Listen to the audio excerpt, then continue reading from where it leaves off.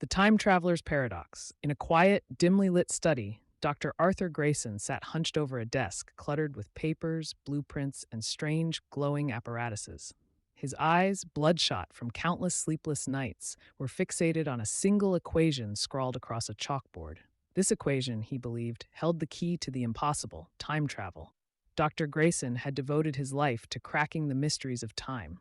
A brilliant physicist, he was obsessed with the idea that time was not a straight line, but a malleable fabric that could be bent, twisted, and even reversed. After decades of research and numerous failed experiments, he was finally on the brink of success. His latest invention, the temporal dislocator, was a sleek metal pod with a pulsating core that hummed with otherworldly energy.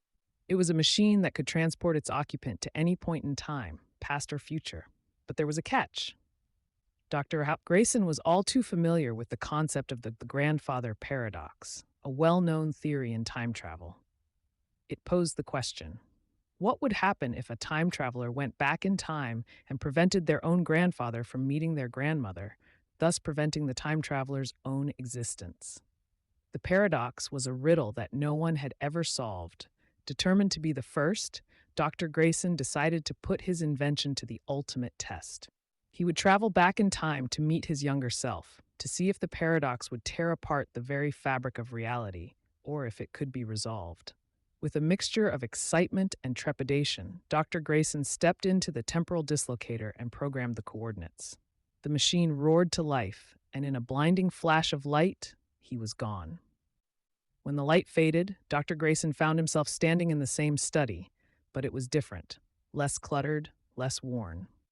He realized he had successfully traveled back 20 years. His younger self, a man in his mid-30s with a full head of dark hair and a curious spark in his eyes, was sitting at the same desk, scribbling notes. For a moment, Dr. Grayson hesitated.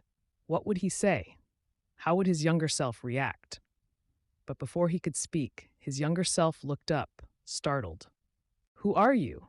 the younger Arthur demanded, his voice tinged with suspicion.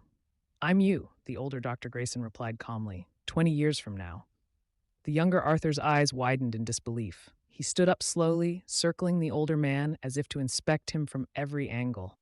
"This can't be possible," the younger Arthur muttered. "Time travel, it's just a theory." "It was," the older Dr. Grayson said with a faint smile.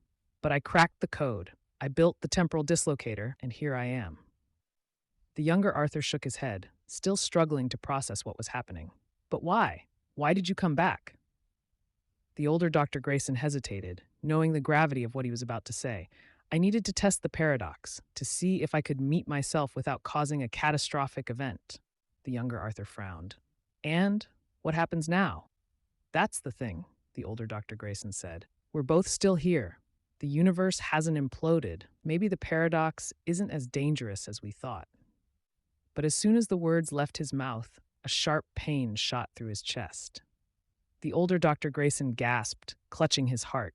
The younger Arthur rushed forward, trying to help, but it was too late. The older man collapsed to the floor, his body convulsing. The younger Arthur watched in horror as his future self's form began to flicker, like a faulty hologram. The older Dr. Grayson looked up at him, eyes filled with a mixture of fear and understanding. "It's the paradox," the older man choked out. "It can't be resolved. The moment we met, we created a loop that can't sustain itself."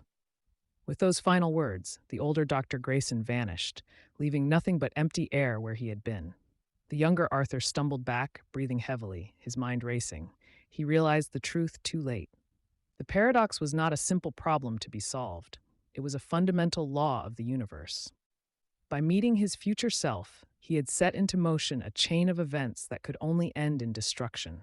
Shaken, the younger Arthur sat back down at his desk, staring at the notes before him. He knew what he had to do. The temporal dislocator could never be built. The knowledge he had gained had to be buried, forgotten.